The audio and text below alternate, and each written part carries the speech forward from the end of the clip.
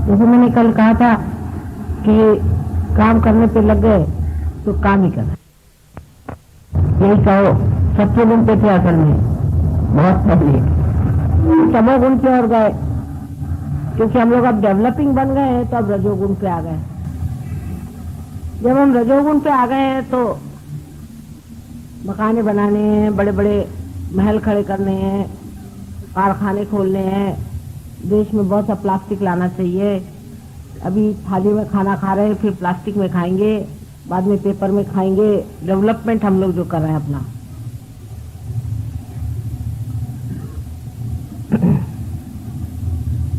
इस वक्त आदमी अतिकर्मी हो जाता है, बहुत ज्यादा कर्म करने लगता है, तब उसके अंदर स्वयं ही संतुलन बिगड़ जाता है, बैलेंस बिगड़ जाता है।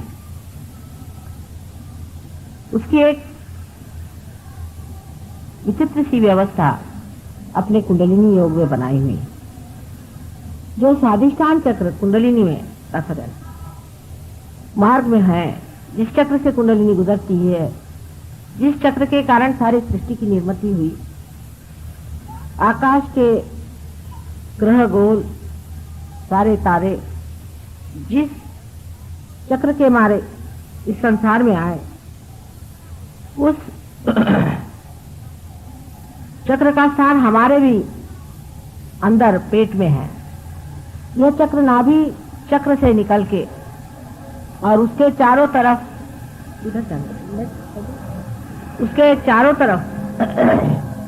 हर एक एंगल में चलता है, आगे पीछे भी हो सकता है। जैसे कमल की डेट होती है उस तरह वो लचीला होता है। उसके ऊपर, उस चक्र के ऊपर श्री ब्रह्मदेव का स्थान है और उनकी पत्नी, या उनकी पत्नी तो नहीं कहना चाहिए क्योंकि वो कुमारिका ही रहती है हमेशा, उनकी सहचरी जो है वो सरस्वती, या कहना चाहिए उनकी शक्ति जो है वो सरस्वती है।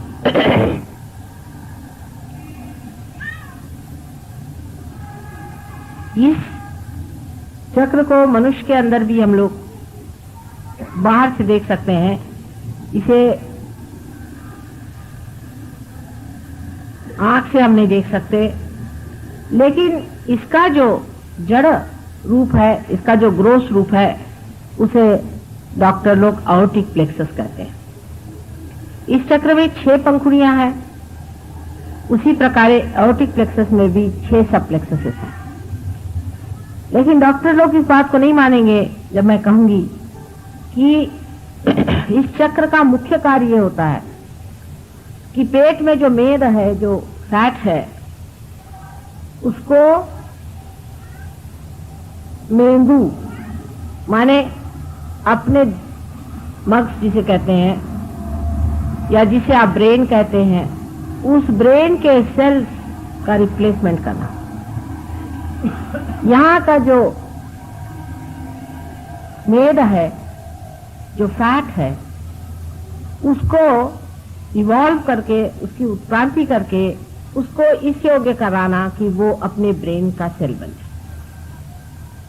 जब हम बहुत विचार करते हैं, जब हम बहुत प्लानिंग करते हैं, जब हम बहुत सोचते हैं, जब हम रजोगुण को इस्तेमाल करते हैं, तब ये कार्य बहुत वेग से होता है, इसमें गति आ जाती है। हर समय हम लोग सोचते रहते हैं, फिर हमारा सोचना भी नहीं बंद होता। पूरी समय हम विचारों के चक्कर में उलझ जाते हैं, एक मिनट भी हम अपने विचार को रोक नहीं पाते। हजारों तरह के विचार हम एक के ऊपर एक लाते जाते हैं और प्लानिंग में लगे रहते हैं। ये कार्य अविरत होते रहता है, लेकिन जब इसकी गति बहुत ज्यादा, जरूरत से ज्यादा बढ़ जाती है, तब इस चक्र के जो दूसरे कार्य हैं, जिसे कि हम कह सकते हैं कि हमारा लिवर, हमारा स्प्लीन, हमारा पैनक्रियाज, हमारी किडनी, हमारा यूट्रस, इन सब चीजों को ये चक्र देखता है, तो उसमें कमी आ जाती है और कभी कभी रुकावट सी आ जाती है, क्योंकि एक ही कार्य में फिर संलग्न हो जाता है। इसीलिए जो लोग दिमागी खर्च बहुत करते हैं, दिमाग का काम ज्यादा करते हैं, उन्हीं को डायबिटीज की बीमारी है, उन्हीं को हार्ट अटैक आता है, क्योंकि राइट साइड बहुत चलाने से लेफ्ट हैंड जो है वो उसको, लेफ्ट साइड जो है उसको बैलेंस देने की कोशिश करती है।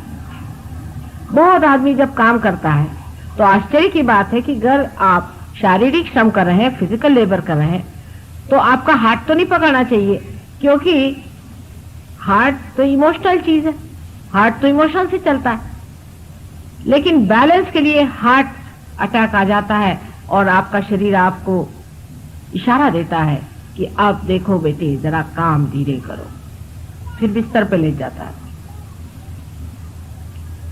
इसी इम्बैलेंस के कारण हार्ट से इशारा आता है और इसी इम्बैलेंस के कारण डायबिटीज की बीमारी होती है क्योंकि आपका जो पैनक्रियाज है उसका वर्किंग खत्म हो जाता है, किडनी का वर्किंग खत्म हो जाता है, इसकी वजह से किडनी ट्रबल्स हो जाते हैं।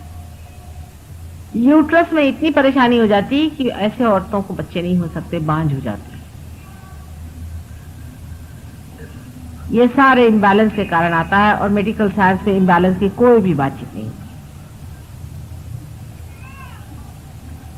हम लोगों ने डायबिटीज बिल्कुल 1000 गुना ठीक किया है सहयोग ने, हालांकि हम ठीक नहीं करेंगे। इसकी वजह यह है कि आप सब डायबिटीज यहां इकट्ठा न करें, लेकिन जो सहयोगी पार हो जाते हैं उनका डायबिटीज ठीक हो जाता है, ऐसा ही समझे, as a by product. Diabetes के कारण मनुष्य की आंखें कमजोर हो जाती हैं, आप जानते हैं, कभी कभी एकदम अंधा हो जाता है, वो देख भी नहीं पाता। डायबिटीज से अनेक रोग और हो सकते हैं क्योंकि अंदर से मनुष्य कमजोर होते जाता है। किडनी में यूरिया बढ़ जाना और इसी प्रकार के जितने भी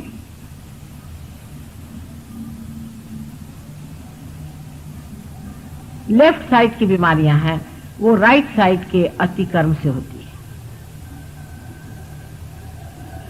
और फिर विचार का भी ऐसा हो जाता है कि जब मनुष्य विचार को अत्यंत जोर से गतिवेग से करता है तो उसके ब्रेन में भी एक तरह का मोमेंटम बन जाता है, माने वो फिर उसे रोक नहीं पाता और वो इस कदर बेतहाशा पागल की तरह सोचने लग जाता है कि अब वेस्ट में इस तरह के अनेक लोग हैं।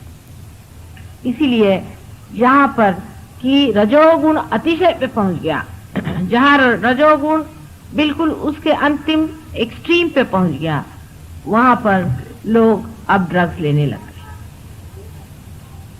वैसे भी रजोगुणी शराब पीते हैं अधिकतर।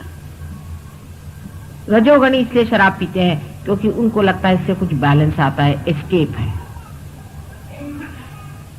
मस्तिष्क की जो अत्यंत क्रिया होती है उसे बचने के लिए, उसे एस्केप करने के लिए लोग शराब पीते हैं, पर इसका वो इलाज नहीं, फिर आप तमोगुण में आ गए।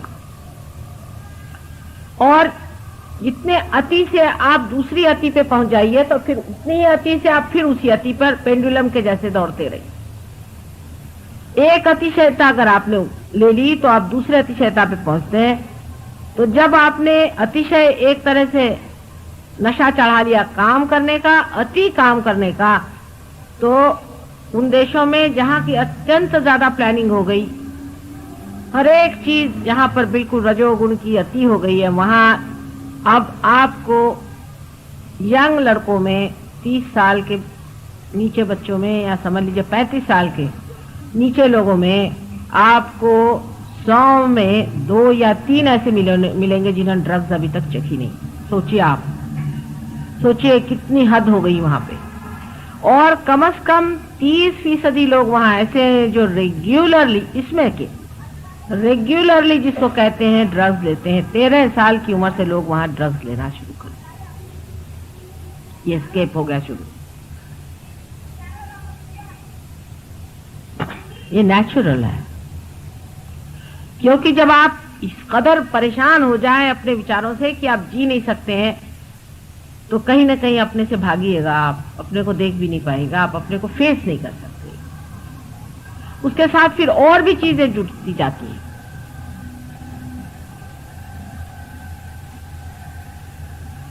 उसके बाद जो सेक्स वगैरह की बातें हैं वो भी उसी का बैलेंस है।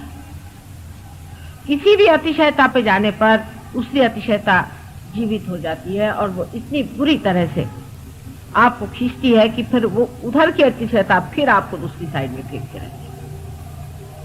इसी उधेड़ बुन में, इसी दौड़ धूप में मनुष्य कोलैप्स हो जाता है, मनुष्य खत्म हो जाता है।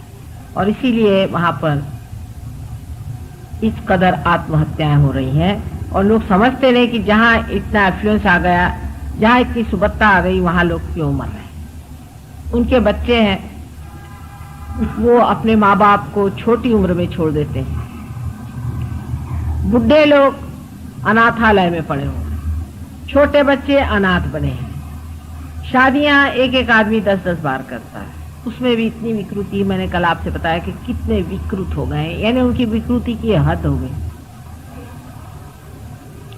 अब हम लोग रजोगुण पे उतर रहे हैं, ठीक है, लेकिन उसकी भी मर्यादाएं बांधनी पड़ेगी। इसीलिए हमारी मर्यादाएं बांधने के लिए मर्यादा पुरुषोत्तम श्री राम रजोगुण के ऊपर में रखा दिए गए कि अपनी मर्यादाएं बांधनी पड़ेंगी। हम लोगों का सारा जीवन ही मर्यादाओं में बंधा हुआ है, लेकिन रजोगुण की जब जोरी चढ़ती है तब मर्यादाएं बुरी तरह टूटती हैं। अब आप डेवलपिंग कंट्रीज हो रहे हैं, तो आप डेवलपिंग जब आपने शुरू कर दिया आउट ऑफ प्रोपोर्शन, तो आपने कह दिया कि साहब हमने गरीबी हटा रहे हैं इसलिए हम डेवलपिंग कर रहे हैं। लेकिन अगर आपने 1 रुपया भी ज्यादा अपने नौकर को दिया और वो अगर शराब या सिगरेट पीने लग गया, तो वो गरीब नहीं, खत्म हो गया उसकी गरीबी खत्म हुई वहां।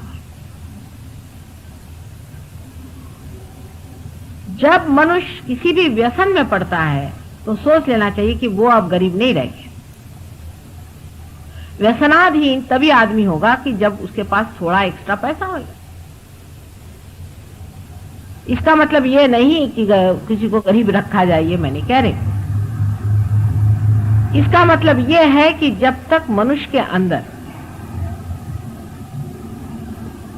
ऐसी कोई घटना घटित नहीं होती है जिसके कारण उसका जो कुछ भी मटीरियल डेवलपमेंट है, जड़ डेवलपमेंट है, उसका असर उसके मानवता के साथ लगे। माने मनुष्य जो है वो बड़ा रईस हो जाए, बहुत पैसे वाला हो जाए, तो जरूरी नहीं है कि वो बड़ा शरीफ आदमी हो जाए। हो सकता है उससे बढ़ के दुष्ट कोई ना हो। अगर कोई बड़ा विद्वान और पंडित हो जाए तो जरूरी नहीं है कि ऐसा मनुष्य कोई बड़ा भारी धर्मात्मा हो जाए, बिल्कुल जरूरी नहीं है। उससे बढ़ के कुरूप कोई नहीं होगा। सुनते हैं जो माफिया वाले हैं, उनके जो साहबजादे हैं, उन्होंने ऑक्सफोर्ड यूनिवर्सिटी, कैम्ब्रिज यूनिवर्सिटी और जॉन हॉपकिन यूनिवर्सिटी सब जगह से एमए पास किया हुआ है। और आजकल धंधा क्या करते हैं, माफिया के लीडर के लड़के हैं और सबका मर्डर करते हैं। तो उस मार्ग का जरूर अवलंबन करें जिससे मनुष्य का संबंध उसके मानवता के केंद्र आत्मा से हो जाए। अगर उसका उस केंद्र से संबंध स्थापित नहीं हुआ तो आप उसका कितना भी डेवलपमेंट कर दें। हम आपको उदाहरणार्थ बताते हैं, हमारे यहाँ शिपिंग कॉरपोरेशन में सब ड्राइवरों की तनख्वाहें बढ़ाई, उनको एक एक को 1000-1000 रुपया तनख्वाह मिलने लगे। थोड़े दिन में उनकी सबकी पत्नियां आई और कहने लगे कि माता जी साहब ने सबकी तनख्वाह क्यों बढ़ा दी। मैंने कहा क्यों? पहले 400 कमाते थे तो सुख में थे, अब सब लोग शराब पीने लगे और इन लोगों ने औरतें रख ली हैं और अब गुत्ते पे पड़े रहते, घर पे आते ही नहीं रात भर। पहले बेहतर थे, 400 तक तो वो लोग बैलेंस कर पाए, उसके बाद जरा सा ज्यादा पैसा हो गया, शराब को गुत्ते मिला। इसका मतलब बिल्कुल ही नहीं है कि उनको 400 ही दिया जाए, पर उनको वो बैलेंस दिया जाए जिसके कारण वो उस लक्ष्मी को संवार सके। नहीं तो पैसे वाले हो जाएंगे राक्षस, पर लक्ष्मीपति नहीं। इसका कनेक्शन हमारे अंदर से उस आत्म तत्व से जुटना चाहिए जिससे मानवता पनपती है। जब तक ये कनेक्शन नहीं होगा सारा आपका एजुकेशन बिल्कुल व्यर्थ है। इसीलिए सूरदास जी ने भी कह दिया कि सूरदास की सभी अविद्या दूर करो नंदलाल। सारा एजुकेशन करके भी जब तक आपने आत्म तत्व का प्रकाश उस एजुकेशन पे नहीं लिया तो आपका एजुकेशन भी व्यर्थ हो जाता है, उसका कोई भी अर्थ नहीं लगता। इसलिए अत्यंत आवश्यक है कि आप अपने आत्म तत्व को पाएं, तब आपको हर एक चीज का अर्थ लगेगा। जो ये सातों चक्र हैं आपके अंदर, यही वो मानवता के अनेक अंग हैं जिसको पुरोती हुई कुंडलिनी अंदर से जाती है, इसीलिए वो सबको समग्र करती, इंटीग्रेट करती है। जब कुंडलिनी इन सब से गुजरती है तो इन सब तत्वों पर चलती हुई इस तत्व को इंटीग्रेट करती हुई आपके आत्म तत्व पे पहुंचती है, और तब आत्मा का जो प्रकाश है इन चक्रों पे गुजरता हुआ जाता है और मनुष्य समझ लेता है कौन सी चीज ठीक है और कौन सी गलत है। क्योंकि अगर आप कोई गलत काम करना चाहेंगे तो आप नहीं कर सकते थे, मुश्किल हो जाएगा। उसकी वजह यह है कि आपके अंदर एक नई चेतना आ जाती है, जिसे वाइब्रेटरी अवेयरनेस कहिए, जिसे चेतनात्मक अवेयरनेस कहें। आप कह सकते हैं कि जिसे आप चैतन्यमय चेतना कहें। उस चेतना के प्रकाश में आप समझ सकते हैं कि ये चीज अच्छी है कि बुरी है। अगर आपने कोई बुरा काम किया आपके वाइब्रेशन से एकदम रुक जाएंगे। आप अगर वाइब्रेशन से पूछे कि फला आदमी शरीफ है या बदमाश है, अगर आपके वाइब्रेशन रुक गए तो समझ लीजिए कि बहुत निहायत शैतान आदमी। यही वाइब्रेशन की वजह से आप समझ पाइएगा कि परमात्मा है या नहीं। जितने आपके बुनियादी प्रश्न एब्सोल्यूट क्वेश्चंस हैं, उसका जवाब आपको इन्हीं चैतन्य के लहरियों से मिल सकता है। कोई चीज सत्य है या असत्य है, ये जानना इस कलयुग में बहुत ही कठिन है। कारण हम लोग इस कंफ्यूजन की वजह से, इस कोलाहल की वजह से बिल्कुल ही अपरिचित हो गए हैं किसी भी संवेदना से, किसी भी सेंसिटिविटी। और इस वक्त कर ये सेंसिटिविटी जो सूक्ष्म और अति सूक्ष्म सेंसिटिविटी है, संवेदना है, जब आपके अंदर आ जाती है तो आपको चाहिए कि आप इसको जमाएं। कोई अगर चाहे कि थोड़ा सा हम करके माता जी क्यों नहीं हमारे अंदर हो जाता तो बात, हाँ आपका कनेक्शन तो हम जोड़ देंगे, लेकिन अभी आपका ढीला ढाला कनेक्शन है, उसको ठीक से जमाना पड़ता है। उसको सूक्ष्म साथ से जमाइए। अगर आपको अपने प्रति इज्जत हो, आप अगर इसको एक विशेष रूप से कोई चीज समझते हो तो आप जरूर प्रयत्न करें। अगर आप अपने प्रति जागरूक नहीं हैं और आप अपने जीवन का कोई भी अर्थ नहीं समझते हैं और जीवन को आज तक आपने व्यर्थ ही किया और आगे भी आप व्यर्थ ही करना चाहते हैं, तब फिर सहयोग आपके लिए बिल्कुल व्यर्थ। आप आएंगे यहाँ पार हो जाएंगे, लेकिन इसकी गहराई में आप नहीं उतर सकते। इसमें बैठना पड़ता है, इसकी बैठक होती है। अगर आप अपने जीवन का वास्तविक अर्थ इसमें बिठाना चाहते हैं तो अपने सब सूत्रों पर आपको ठीक से व्यवस्थित रूप से पकड़ना चाहिए और उसमें निष्णात होना चाहिए, नहीं तो आपका आना जाना बेकार हो गया। जैसे कि किसी ने हाथ में सितार पकड़ ली और उसका झंकार कर दिया, तो क्या वो सितार में निष्णात तो नहीं होता? लेकिन मनुष्य कलयुग में अपने जीवन के प्रति जागरूक नहीं है, उसको अपने प्रति सम्मान नहीं, वो अपना सम्मान नहीं कर पाता, उसको अपने प्रति प्रेम नहीं है, उसमें आत्मसम्मान नहीं है, तभी वो अपने जीवन के हर एक क्षण को व्यर्थ किए चला जा रहा है। अगर वो अपने अंदर जागरूक हो और सोचे कि मैं अपने जीवन को कहां बर्बाद कर रहा हूं, किस जगह मैं अपने जीवन को खराब किए दे रहा हूं, तो वो समझेगा कि अरे ये भी क्षण व्यर्थ गया, वो भी क्षण व्यर्थ गया, वो भी क्षण व्यर्थ गया। कोई ऐसा भी क्षण हो जहां कोई जीवंत हमारे अंदर शक्ति का प्रदर्शन हो या हमारे अंदर से जीवन शक्ति प्रकाशित।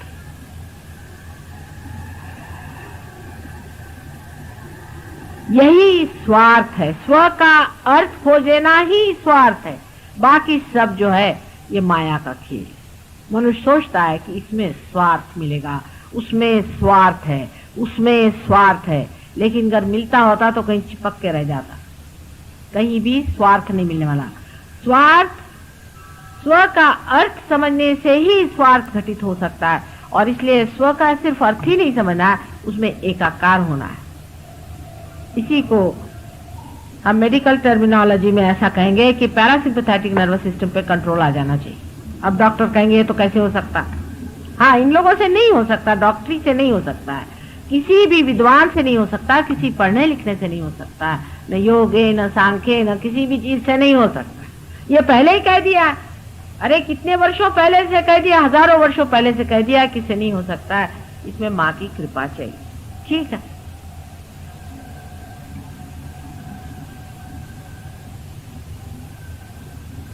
आप में से जो लोग यहाँ आए हैं सभी लोग इसको पा सकते हैं, लेकिन हर एक इंसान नहीं पाएगा।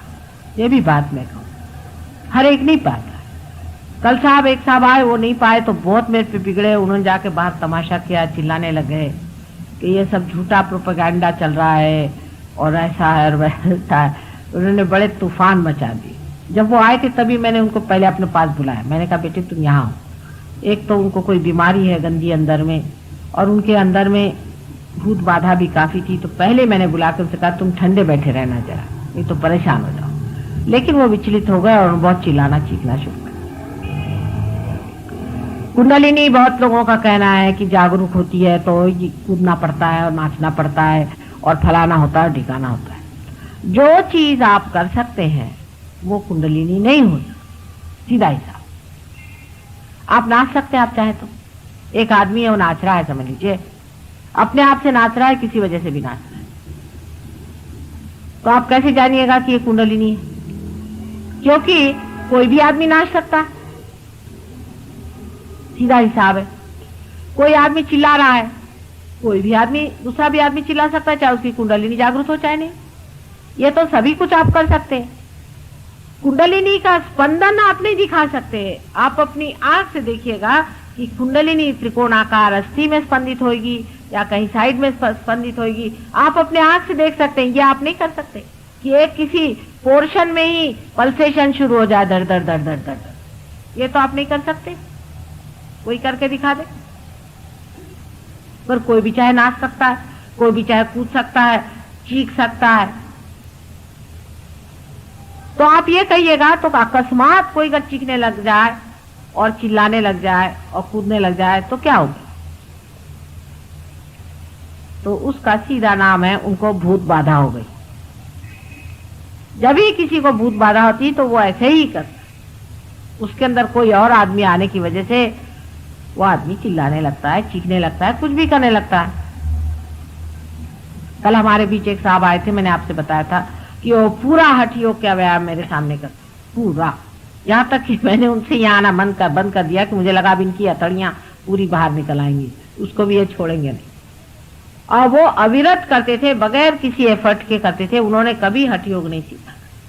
उनके अंदर कोई भ्रष्ट हठ योगी घुस गया था, वो हर तरह के नक्शे मेरे सामने करता था। यहाँ तक इस तरह के भूत बाधा के लोग हैं, आपको आश्चर्य होगा कि वो मेरे ऊपर अनेक कविता लिखते।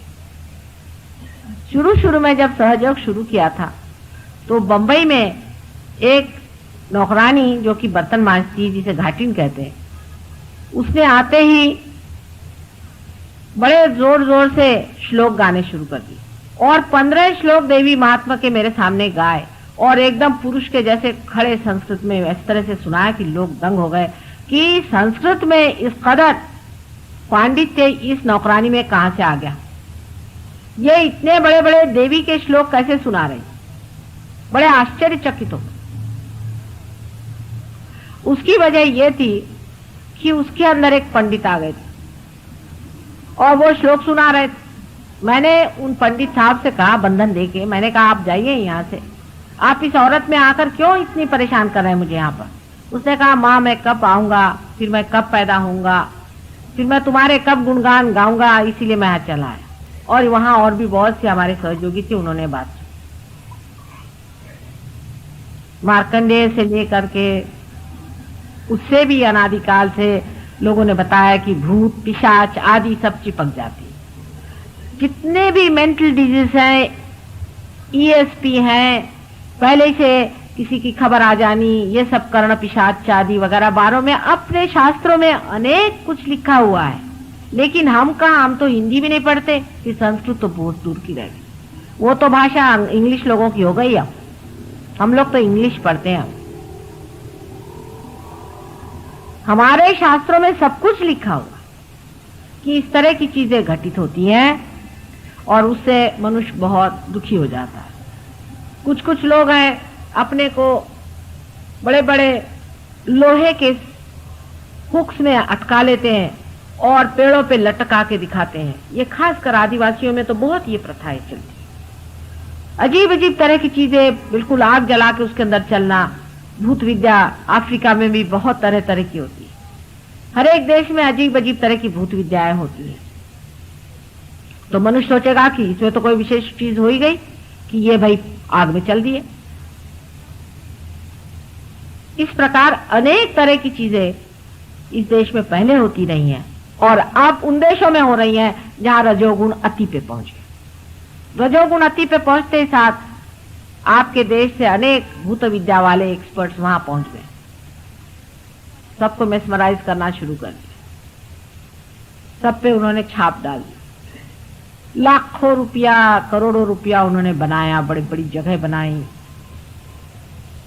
अब वही भूत उनको खाएंगे, खाते ही हैं और शुरू हो गया। अब वो परेशान है, अब ये पैसे उनको नहीं बचा सकते और उन लोगों को भी भूत खाते। कल भी मैंने बताया था, मैं साफ तरह से आपसे बताना चाहती हूँ, मुझे किसी से डर नहीं। ये ट्रांसडेंटल मेडिटेशन करने वाले लोग आज मेरे पास 132 आदमी बराबर लंदन में आए और सब कहते कि हमारे सर में ब्लॉकेड हो गया, माए से निकाल। कल मैंने बताया था, आज फिर मैं बता रही कि मांगना चाहिए आत्मशक्ति को। आत्मशक्ति रजोगुणी नहीं होती है, आत्मशक्ति तमोगुणी नहीं होती, आत्मशक्ति सत्वगुणी भी नहीं होती है। वो गुणातीत, सबसे परे बहती हुई सी अंदर से शक्ति स्वरूप अपने अंदर से बहती रहती है। वो किसी भी गुणों के अंदर लिपटने वाली शक्ति नहीं है। वो निर्वाज्य है, किसी से लिपटती नहीं। आत्मा की शक्ति धड़ धड़ धड़ धड़ अंदर से ऐसी बहती है जैसे गंगा जी। उसकी शक्ति का,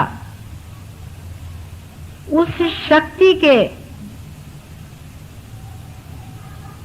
कोई प्रदर्शन आप नहीं भर सकते। अगर आप चाहें कि चलिए इस शक्ति को यहां पर घुमा करके 4 आप अंगूठी से चीजें निकाल दें और ये वो, ऐसे फालतू चीजों में इस शक्ति को कोई इंटरेस्ट नहीं होता।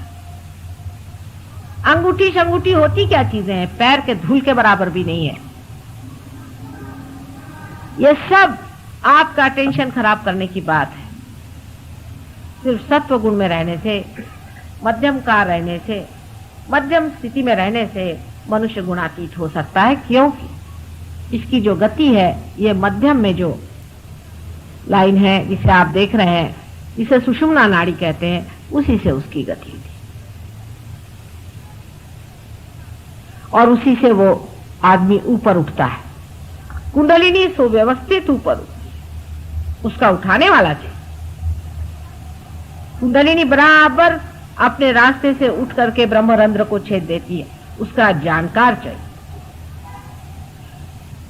जिसको देखो वही कुंडलिनी लेकर के बैठ जाने से वो कुंडलिनी वाला नहीं होता। फिर एक आध मिनिस्टर उससे चिपक जाए तो और भी अच्छा।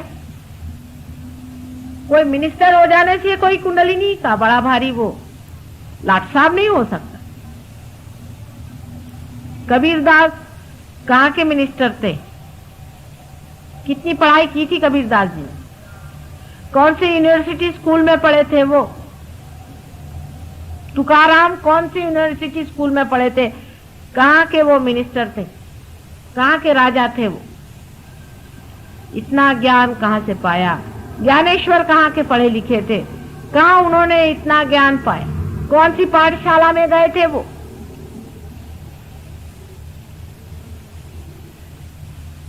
परमात्मा के साम्राज्य में उतरने की बात है। जब मनुष्य परमात्मा के साम्राज्य में आ जाता है तो उसके कायदे कानून देखने लगता है तो हंसी आती है कि इस कायदे कानून को क्या करें। अभी कोई साहब ने मुझसे कहा कि माता जी हमारे लिए कोई अब देश में लीडर नहीं रह गया, आप ही इलेक्शन लड़ो। अरे मैंने कहा कहाँ की बात करते हो, राजा के घर में रहने वाले लोग भिखारियों के घर में आके नहीं रह सकते। भिखारियों का पॉलिटिक्स है, किससे भीख मांगे, किसका रुपया बचाए, छी छी छी, ये सब चीजें हमारे बस की नहीं। हम तो बादशाह आदमी है, हमें कहां फंसा रहे। हमने कहा आज जिस तरह से वो सृष्टि पे बना रही, उससे आउट ऑफ प्रोपोर्शन आप बनाना चाहते हैं रजोगुण में। माने लंदन में अगर आप जाएं तो शराब पीने के सिर्फ अगर ग्लास आप लेने चाहें तो कम से कम 1000-15,000 रुपए आपको खर्चा पड़ना पड़ेगा, कम से कम। पहले तो शराब बनाओ, जो कि बिल्कुल ही गलत चीज है, फिर उसको पीने के लिए जरूरी है आप उसके प्याले बनाओ। अगर इंग्लैंड में अगर स्कॉच विस्की बंद हो जाए तो देश डूब जाएगा, क्योंकि उनके पास दो ही चीजें हैं, एक तो स्कॉच विस्की है और दूसरे उनका क्रिस्टल है।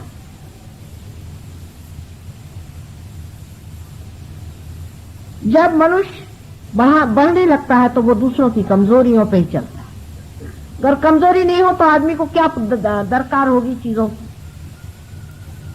उसको कमजोर बना दिया जाता है। जिस प्रकार की औरतों को ये है कि भाई तुम्हारी बॉडी ऐसी होनी चाहिए, तुम्हारी शक्ल ऐसी होनी चाहिए, तुम ऐसे होना चाहिए, तुम्हारे अंदर ये चीज होनी चाहिए, औरतें लगी खर्चा करने, उनके अंदर उन कमजोरी डाल दी। रेस का घोड़ा जरूर खेलना चाहिए अगर आप लंदन में रहते हैं, नहीं तो आप वहां के सभ्य नहीं, एलीट नहीं है, आपको रेस का घोड़े का सब आना चाहिए। अगर आप पेरिस में रहते हैं तो आपको शराब के बारे में इत्थम्भूत सब पता चाहिए कि शराब का मतलब क्या होता है, उसको कितना मिलाना चाहिए, उसमें कितना घोलना चाहिए। मुझे आश्चर्य हुआ कि यहाँ पर भी गवर्नमेंट का जो कॉलेज है जहाँ पर कि बच्चों को होटल मैनेजमेंट सिखाते हैं, उसमें 2 पेपर्स होते हैं, उसमें शराब के बारे में सिखाया जाता है कि कौन सी शराब दी जाए, कौन सी नहीं दी जाए, क्योंकि आपके होटल ही नहीं चलेंगे।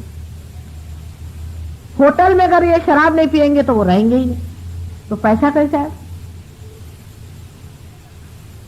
आपके अंदर जितनी कमजोरी होगी उतना ही रजोगुण प्रबल हो सकता है।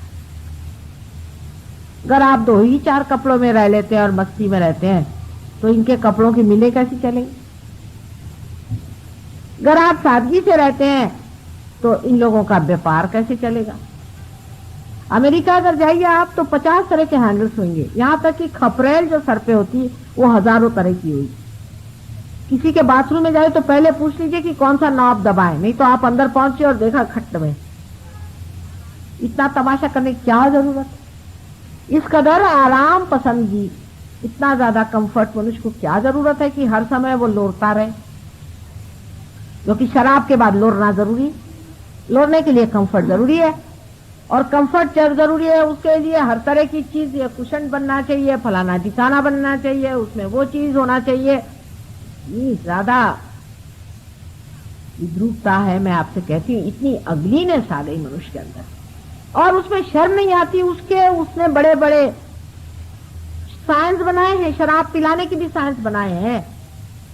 फिर औरतों को किस तरह से खूबसूरत रहना चाहिए, उनको टैनिंग करना चाहिए, चाहे उसमें शर्म उतर जाए उनकी हर्ज नहीं, उनका बॉडी जरूर टैन होना चाहिए। उन्होंने एक चक्कर चला दिया वहां टैनिंग का।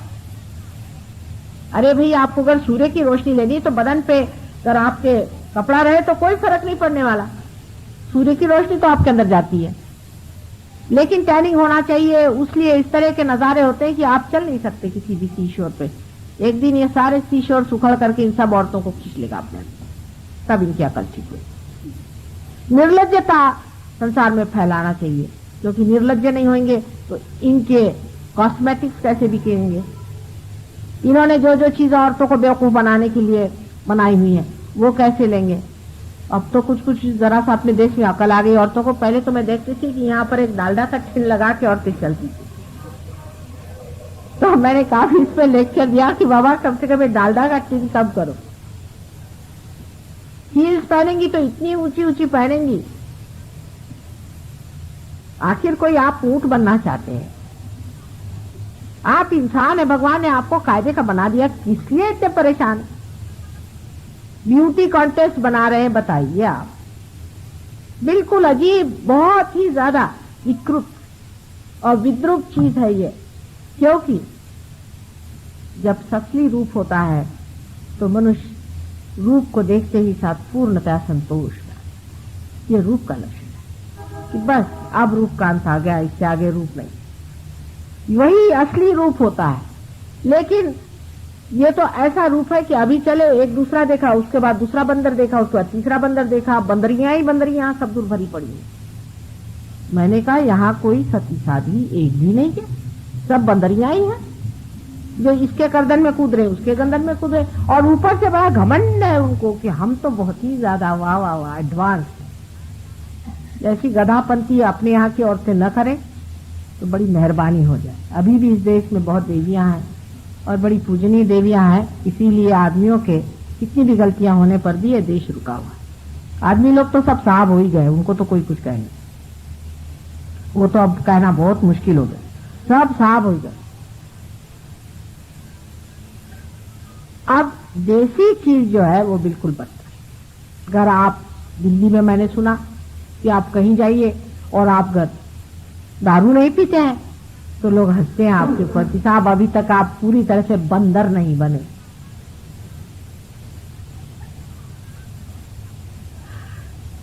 और जब तक बंदरों की दुमें नहीं करती तब तक और भी उनको खुशी नहीं होती कि जब तक आपने 2-4 लड़कियां इधर उधर से ला करके और नचाए नहीं तो आप काम से। आजकल यहाँ के बुढ़ों को शौक हो गया है कि हम उल्लू न बने। वो एक हमने नागपुर हमारा है देश जहाँ हम रहते थे, वहाँ के लोग कुछ क्रूर जरूर है, कभी कभी पते की कहते हैं, कहले बुलबुलों को हसरत हुई कि उल्लू न हुए। तो बजाय इसके कि समझदारी रखे, कुछ शांति रखे, कुछ शान अपनी रखे, बुजुर्गों को आजकल ये शौक हो रहा है कि हम जवानों जैसे जाकर के वहां वो नाचते कूदते हैं ना लोग, झपरे रख करके उस तरह से हो जाए। एक साहब मुझसे कहले साहब इसमें क्या हर्ज आपको है, हम गरीब पी बन के घूमे तो आपको क्या हर्ज है। साहब मैंने कहा मुझे कोई हर्ज नहीं, लेकिन मैं आपसे इतना बता दूं कि आप इस वक्त ऐसे लग रहे हैं जैसे कोई पिशाच होता है। और अगर आप पहले ही से पिशाच बने घूम रहे हैं तो रास्ते में अगर कोई पिशाच आपके ऊपर बैठ जाए तो वो दोष किसका होगा? पिशाच का नहीं, आप ही का होगा, क्योंकि वो देखेगा ये अच्छा एजेंट मिल रहा है अपने जैसा जिसमें जम जाएंगे पूरा। आपकी शक्ल ऐसी है कि उसमें सिर्फ भूति आकर्षित हो रही। ये सब रजोगुण की कमालात है। सुनिए कि आपको पिशाचों जैसे घूमना है तो आप रजोगुण बनिए, डेवलपमेंट करना है तो करिए। जो पैंट 10-10 दिन नहीं धुलती, एक लेडी तो सुनते हैं कि उसने पहनी है तब से उसे धोई ही नहीं कितने दिन से, उसी के साथ नहाती है और सुखाती है। एक एक तमाशे सुनिए आप, उनकी हाईएस्ट डेवलपमेंट आपसे बताएं। अब वहां पे एक पंक रॉक नया निकला है, शायद आप तक पहुंचा नहीं अभी तक, हो सकता है पहुंच जाए। उसमें सिर्फ कुछ बड़ी बड़ी पिने लेकर के यहाँ से सिल दिया जाता है, दोनों साइड बड़ी बड़ी पिने, नाक में लाल, यहाँ पे शॉकिंग पिंक, यहाँ पे हरा, ये सब पत्तियां हैं, इनको निकाल निकाल के जोड़ लीजिए और उसके बाद घुमा करते हैं। और वहां कौन घूमते? बड़े बड़े प्रोफेसर। हमारे यहाँ कुछ प्रोफेसर बैठे, संभल के रहिएगा। और एक साहब तो आपको आश्चर्य होगा कि बड़े विद्वान, मैं उनको समझती थी, एक पार्टी में आए तो ये सब करके आए। मैंने कहा ये क्या कहना, आजकल मैंने पंक रॉक ज्वाइन कर लिया। मैंने कहा आप तो काफी अकलमंद बच्चे थे, अब आप पंक रॉक में चले, पहले आपको भी बड़ा मजा आएगा, आइए, बड़ी शांति मिलती उससे। मतलब ये है कि कुछ तो भी न्यूसेंस जिसे कहते हैं ना, महामूर्ख बन के भी कोई अगर अपने तरफ देखे तो बड़ा अच्छा है। जोकरी बन जाओ वैसे तो कोई देखता नहीं अब, क्योंकि सभी हिप्पी बन गए तो सब एक ही जैसे दिखते, तो कोई तो विशेषता आनी चाहिए। तो मुंह में पिने डाल डाल करके यहाँ से यहाँ तक पीनू, ये बड़े बड़े और से बड़ी कॉमन साइट है वहां पे, आपको आश्चर्य हो। मैं आपको सिर्फ विनोद के लिए नहीं कह रही हूँ, असलियत है। और देखते ही आप अचंभे में देखते हैं कि साहब या तो हम पागल है या ये पागल, और वो हमारे ऊपर सोचते हैं कि हम बहुत ही इनहिबिटेड लोग हैं, हमें अकल ही नहीं है कि हम इस तरह का कोई सा भी अच्छा कार्य नहीं कर सकते जिसमें हम अपने को लेट लूज कर दें। हम इतने इनहिबिटेड हैं, हमें कोई स्वतंत्रता की कल्पना नहीं। स्वतंत्रता का मतलब बेछूटपना, उच्छृंखलता नहीं, महामूर्खता तो बिल्कुल भी नहीं है। स्वतंत्रता इतनी बड़ी चीज है, स्व के तंत्र पे चलना ही स्वतंत्रता है। और स्व का तंत्र ये है जो आपके सामने। जो मनुष्य अपने को स्वतंत्र समझना चाहता है उसको पहले पार हो जाना चाहिए, नहीं तो वो स्वतंत्र नहीं। स्व का तंत्र समझ लेना चाहिए और यही उसका तंत्र है, न तो तांत्रिकों का नेगेटिव जिससे स्व ही उसमें खत्म हो जाए, जिससे स्व पूर्णतः स्वतंत्रता में आ जाता है। जब वो पूर्णतः स्वतंत्र होता है तभी उसके अंदर विस्डम पूरी तरह से संतुलित बैठ जाता है। वो जो भी करता है पूर्ण स्वतंत्रता से करता है, लेकिन उसके एक एक इशारे में भी स्वतंत्रता के अनेक प्रकार दिखाई देते हैं। वो किसी से भी नहीं डरता है और हमेशा नतमस्तक रहता है। प्रेम में वो स्वतंत्र होता है, अत्यंत प्रेममय और करुणामय वो होता है। ऐसे स्वतंत्र आदमी को प्रणाम करना चाहिए, बजाय इसके कि जो अपने को स्वतंत्रता के नाम पर गधे से मूर्ख और मूर्खों से पता नहीं और क्या हो जाएंगे। मेरे पास तो ऐसे जानवर भी नहीं जिनकी मैं आपको प्रणाली बताऊं। कोई मुझे ऐसे शब्द भी नहीं मिलते कि इन लोगों का वर्णन करो, क्योंकि कलयुग से पहले ऐसे कभी हुए नहीं थे, इसलिए नए शब्दों के कॉइनेज की जरूरत है। और जो शब्द बनाने वाले थे वही ये हो गए, तो अब कौन शब्द इनके बनाएगा, ये हालत आ गया। कुछ संस्कृत भाषा में ढूंढे से मिले तो मुझे बताइएगा, क्योंकि बड़ा ही मुश्किल है। जब संस्कृत भाषा प्रचलित थी तब ऐसे गधों के बारे में किसी ने सोचा भी नहीं था। पुराण में भी वर्णन है कि कलयुग आएगा, लेकिन इस तरह के महामूर्ख संसार में विचरण करेंगे ऐसा पुराण में भी नहीं बताया था। ये तो आप देखते ही बनता। और पढ़े लिखे और अति पढ़े हुए लोग ये काम कर रहे हैं, इसको आप क्या कहिएगा? ये रजोगुण का प्रादुर्भाव है। अब आपका देश डेवलप हो रहा है, होइए साथ, लेकिन ये देख लीजिए नमूना। आप जरूर डेवलप होइए, लेकिन ये नमूना देखते चले कि वो जिस गड्ढे में पड़े हैं उधर आप जाके न कूदी। एक तो रजोगुण में सबसे बड़ा जो दोष है कि ये अहंकार से चलता है, मतलब ईगो ओरिएंटेड है रजोगुण। जब ईगो ओरिएंटेशन शुरू हो गया तो अहंकार ऐसी चीज है कि उसमें आदमी जो भी करता है उसमें अपनी बेवकूफी वो देखी नहीं, या कुछ भी करता है वो बिल्कुल सही, क्योंकि उसमें अहंकार तृप्त होता है। अपने यहाँ रामायण में बड़ा सुंदर वर्णन है कि जिस वक्त नारद मुनि स्वयं ही एक चक्कर में पड़ गए थे, ऐसे ही चक्कर है ये रजोगुण के चक्कर है। इसको समझने के लिए अपने को देखना चाहिए और कहना चाहिए कि हे भगवान, ये मेरा अहंकार मुझे गधा बना रहा है। और अहंकार आपको गधा बना के इतना छोड़ देता है कि अंत में वो आप घबराहट के मारे ही उसको गधे को अपने ऊपर लिए चलते, क्योंकि ईगो ओरिएंटेड है, इसलिए बहुत ज्यादा डेंजरस है। अगर ये ईगो ओरिएंटेड नहीं होता तो इतना डेंजरस नहीं बैठता, क्योंकि मनुष्य कभी भी अपने को गधा कह नहीं सकता। सब दुनिया पे हंसेगा, लेकिन खुद ही अपने सर पे गधा लेके चल रहा है उसे नहीं देखेगा। ये ईगो की विशेषता है। ईगो में एक अंधापन आ जाता है और इसलिए ये बहुत ही खराब चीज है। हाँ, अगर सुपर ईगो हुआ, जो कि दूसरी साइड में अपने सर में डेवलप हो सकता है, तमोगुण की वजह से उसमें आदमी पीड़ित हो सकता है, उसका बदन कांप सकता है, उसमें तकलीफें आ सकती हैं, उसकी बीमारियां आ सकती है, उसका फिजिकल प्रॉब्लम आ सकता है। पर ईगो ओरिएंटेड आदमी में कभी भी ये तकलीफ नहीं होगी जब तक उसके हार्ट ट्रबल ना आए। एक ही है कि हार्ट ही स्टॉप हो जाए बस। ईगो ओरिएंटेड आदमी को कभी भी कोई भी इस तरह की चीज नहीं मिल सकती है जैसे कि तमोगुणी की रुकावट हर समय हर जगह होती है। तमोगुणी एक तरह से बेचारा ज्यादा ठीक है, क्योंकि कम से कम उसकी ठोकरों से वो बचते रहता है। समझ लीजिए अभी यहीं एक देवी जी बैठी हुई हैं जिनको बाधा ने पकड़ लिया। वो एक किसी आदमी के पास गई, उनसे जाकर उन्होंने कुछ तंत्र मंत्र करे, बाधा ने पकड़ लिया, भूत ने पकड़ लिया, तो उनका बदन ऐसा ऐसा आंकने लग गया। चलो भाई छोड़ो। पर आप अगर किसी ईगोइस्टिकल आदमी के सामने जाइए, उसका ईगो आपके अंदर भी घुस जाएगा। ये है तो मैं इसके बाप से बड़ा हूं, चले उसने एक बोला मैंने 10 बोला, वो कौन होते हैं, मैं उसका नाना हूं। शुरू हुआ, वो जितने गधे उसके आप डबल नाना गधे हो गए। और उसमें उसके साथ में एक और बीमारी लग जाती जो बड़ी ही सूक्ष्म है, जिसको समझना चाहिए। यश बेटा, उसमें एक बीमारी और लग जाती है, यश, सक्सेस। उसके साथ अगर सक्सेस लग जाए तो बड़ा ही प्रॉब्लम हो जाता है। फिर तो आदमी को गधे पे से उतारना असंभव है। सक्सेस अगर लग गया तो बड़े सक्सेसफुल थे वो।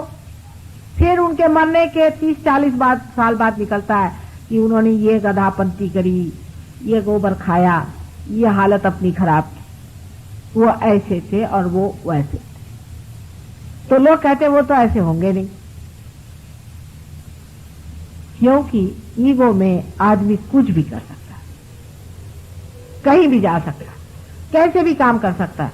बहुत से लोग हैं ईगो में अकल लगा करके और चोरी छिपे करते हैं, और कुछ लोग हैं खुलेआम करते हैं अगर वो एक्सपोज हो जाए। लेकिन सबके अंदर एक तरह की एक बड़ी दानव शक्ति कार्यान्वित, और इतनी महामुक्ता उस दानव शक्ति में है। जैसे कि मैंने आपसे कल ही बताया था कि लंदन में 77 साल की बुढ़िया नानी अपने ग्रैंड चाइल्ड से शादी करती है, उनको कोई आश्चर्य, और नाना जी अपनी नातिन से शादी करते हैं, इसमें उनको कोई हर्ज नहीं है। और उसके लिए अब वहां कायदा पास कराने वाले हैं, उसके लिए बड़ा वहां मूवमेंट हो रहा है कि इस तरह का आप हमारी स्वतंत्रता पे आप आक्रमण कर रहे हैं। ऐसे बेवकूफ से कोई सीखने की जरूरत नहीं, उनके पास कुछ भी अपने पास देने की चीज नहीं है। आप मेहरबानी करके उनसे कोई चीज नहीं सीख, और ऐसे पैसे की भी अपने को जरूरत नहीं जिससे हम मामूर्ख हो जाए। ठीक है, डेवलपमेंट करना है तो गांधी जी के रास्ते बहुत अच्छे बने हुए हैं, उनके रास्ते से बनाओ, अपने स्थैर्य पे चलो, अपने पास जो संपदा है, अपने पास जो सत्ता है उसे लेकर। हम लोग कितने बेवकूफ बन रहे हैं ये भी आप समझ लीजिए। हमारे पास अगर हम पीतल के इसमें खाते हैं तो बड़े गर्व की बात है कि हमारे पास इस कदर पीतल है, और ये लोग प्लास्टिक के इसमें खाते हैं, और हम लोग चाहते हैं कि हमारे यहाँ प्लास्टिक आ जाए, नहीं तो स्टेनलेस स्टील आ जाए।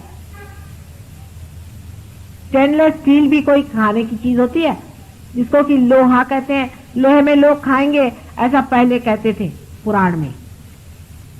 हम लोग जब छोटे थे तब कोई कहता था कि ऐसा जमाना आएगा जब लोग लोहे में खाएंगे, तो हम लोगों की माँ वगैरह कहती थी हे भगवान ये कौन सा जमाना आ जाएगा कि ऐसी दुर्दशा आ जाएगी, ऐसी गरीबी आ जाएगी कि लोग लोहे में खाएंगे। हे भगवान, कांसे में खाएं, पंचधातु में खाएं, कुछ बढ़िया चीज में खाएं, ये क्या। तो अब स्टेनलेस स्टील में लोग खाते। मैं वहां से लंदन से आती हूँ तो मुझे लोग लिखते हैं कि भाई नायलॉन की बढ़िया वहां साड़ी मिलती है, अमेरिकन जॉर्जेट लेके आओ। वहां सब लोग हंसते हैं इंग्लिश लोग, अरे क्या आपके यहाँ कॉटन इतना बढ़िया होता है और आप ये रद्दी कहाँ से ले जा रहे हैं वहां पर। अपने यहाँ कोई अगर कॉटन पहने तो लोग हंसेंगे कि ये क्या कॉटन पहने। वो दिन दूर नहीं जबकि खादी सारे संसार में छाई, वो दिन बिल्कुल दूर नहीं, आप मेरा विश्वास माने, क्योंकि इसके अंदर हाथ से बने हुए वाइब्रेशन है। और वो लोग इस चीज की महत्ता समझते हैं, इस खादी की महत्ता समझते हैं, लेकिन हम लोग बेवकूफ हैं जो हम नायलॉन बड़ी भारी चीज समझते हैं। आप जानते हैं कि नायलॉन से अनेक बीमारियां हो जाती हैं, ये मनुष्य के विरोध में है। लेकिन हमें नायलॉन क्यों पसंद? क्योंकि वे हम लोग बड़े अंग्रेज बनते हैं। आप 10 के जगह 2 साड़ियां पहनिए, लेकिन कायदे की साड़ी पहनिए। आप 10 के जगह 2 कपड़े पहनिए।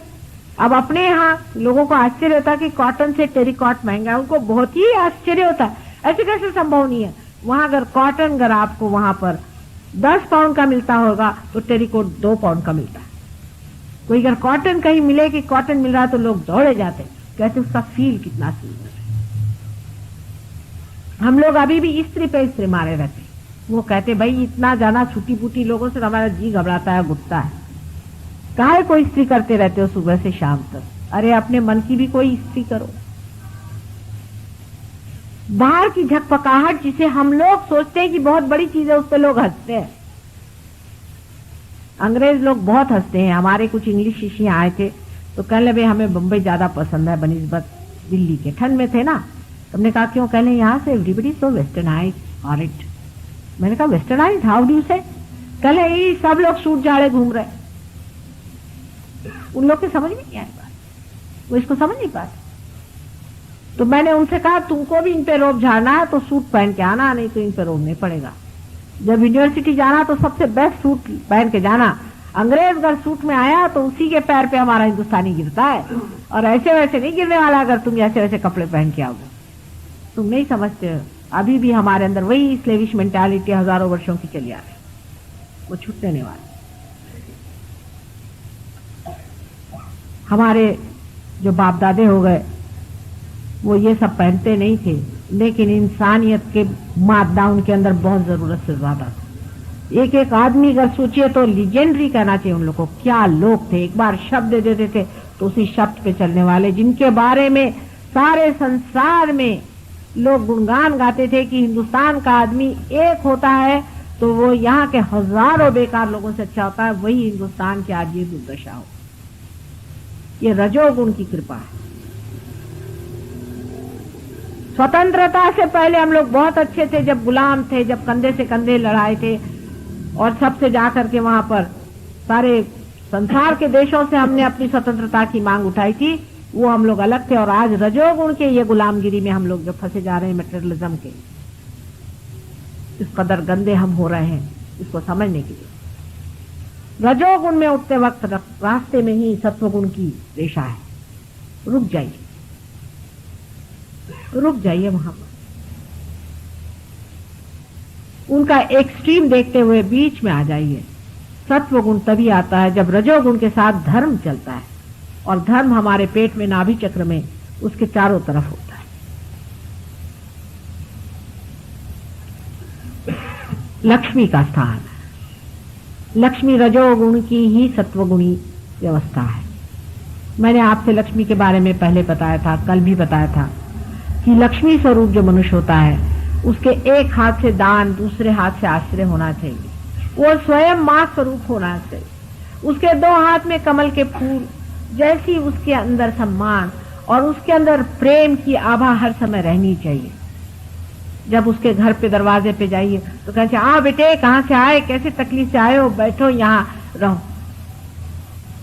मैंने अभी आज एक रईस आदमी से कहा कि भाई इसको लक्ष्मीपति का, कह ले बहन जी अगर कोई चोर आ गया तो। मैंने कहा चोर भी आ गया तो भी कोई हर्ज नहीं, बिठाओ, प्रेम से बिठाओ, उसकी चोरी बदल जाएगी। चोर कभी भी शरीफ आदमी की चोरी नहीं करने वाला। बहुत ही गया बीता होगा तो जाने दो, फिर उसके कर्मगति से क्या। अगर चोर आ जाए आपके घर में, उसको रख लीजिए, उसको प्रेम से स्वीकार करिए। वो 10 बार सोचेगा कि चोरी करूं कि नहीं करूं इस आदमी पे, ये तो मेरे बाप जैसा है।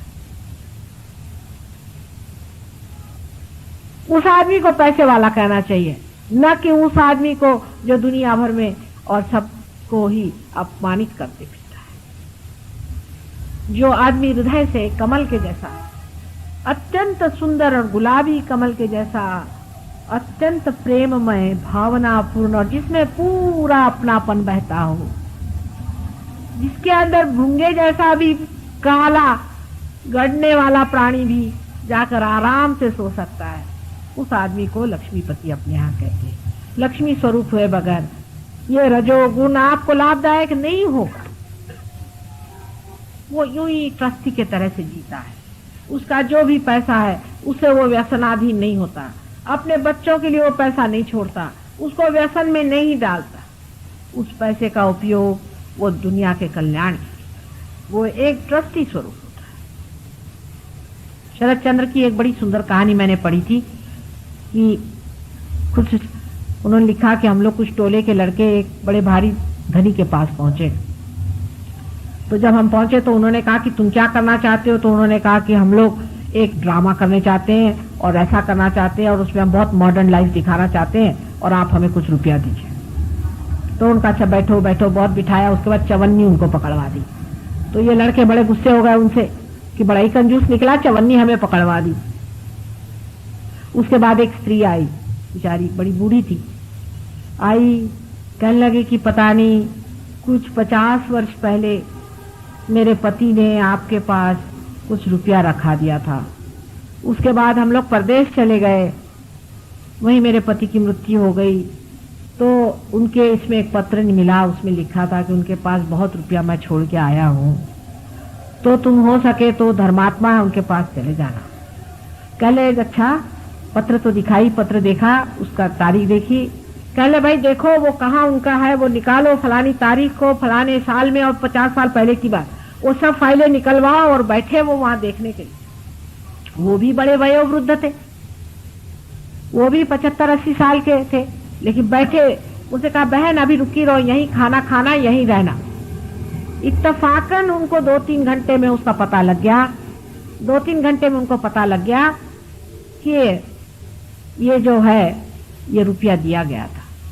उन्होंने वो सारा रुपया उस औरत को वापस करके सूद सहित वो वापस कर दिया। ये लक्ष्मीपति का लक्षण कि धर्म में खड़े हैं। वो पैसा एक ट्रस्टी की तरह उसे इस्तेमाल करते हैं। बड़ी भारी, मैं शरद चंद्र को बहुत इसलिए मानती हूँ कि मनुष्य की धर्म का तत्व जो है उसको शरद चंद्र ने इतना सुंदर निभाया है, उसके धर्म तत्व को इतना सुंदर दिखाया है।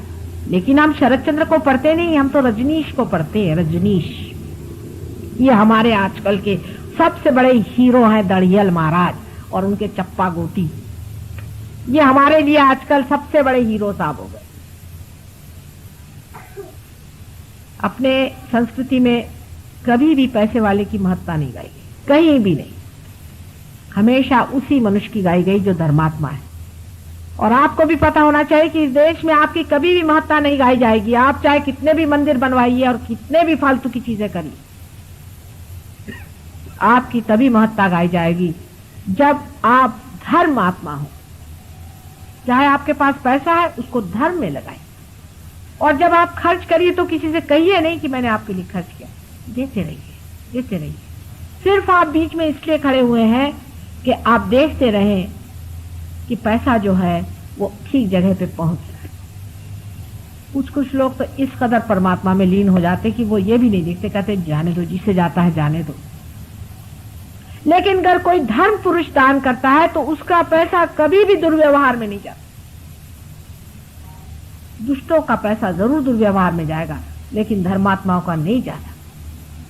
उसमें भी एक बड़ी भारी आकर्षण शक्ति होती है जिसे हम कहते हैं वाइब्रेशन, चैतन्य की लहरियां।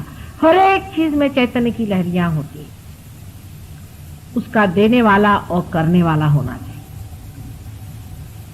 आपके अंदर भी चैतन्य की लहरियां उत्पन्न हो सकती हैं अगर आप इसको पालें। आप में से अनेक लोगों की अभी ठंडा ठंडा हाथ में आने लग गया है, कह रहे हैं। ऐसे ही आप हाथ रखें फिर से। आज मैं आपको बचे हुए 3 चक्रों के बारे में बताऊंगी, क्योंकि कल मैंने आपको नीचे वाले 4 चक्रों के बारे में बताया था। अगले साल शायद मैं ज्यादा दिन के लिए दिल्ली आ जाऊंगी, देखिए। लेकिन दिल्ली वाले और बंबई वाले और कलकत्ते वाले जरा जरूरत से ज्यादा बड़े लोग हैं, तो उनके लिए भी 16 राक्षस पैदा हुए हैं, 6 राक्षसी भी। वो बराबर अपना मौके से आ जाते हैं, जहां जहां बैठे हुए हैं। लाला अमके ढमके, राय बहादुर टमके ठमके, फलाने मिनिस्टर, फलाने ठिकाने, उसके लिए सब बने हुए हैं। वो आकर के बराबर जमे हुए हैं सब जगह। मैं गरीब सहयोगिनी हूँ, मेरे लिए तो देहातों में अनेक लोग मिल सकते हैं।